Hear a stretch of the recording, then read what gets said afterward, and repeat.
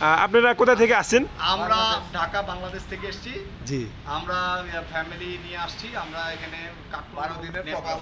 12 দিনের আমাদের প্রোগ্রাম ছিল। জি, জি। আমাদের নেপালে এসে খুব ভালো লাগছে।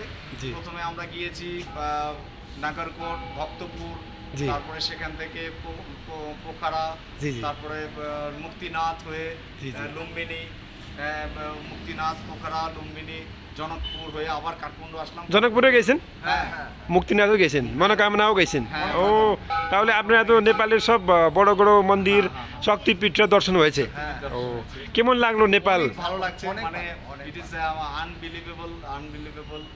এখানের মানুষরা কেমন? অনেক ভালো, Helpful লাগলো? Except two or Few. Three, ও অ্যাকসেপ্ট টু অর তার সবাই ভালো লাগছে। খাওয়ার দাওয়ার কেমন? খাওয়ার খাওয়া দাওয়া দাওয়া কস্টলি, কস্টলি Costly. ভালো বাট কস্টলি। ও তাহলে আপনার সবই বাংলাদেশের মানুষ জনগণ কি বলবেন নেপালের সম্পর্কে? বলবো যে ভালো।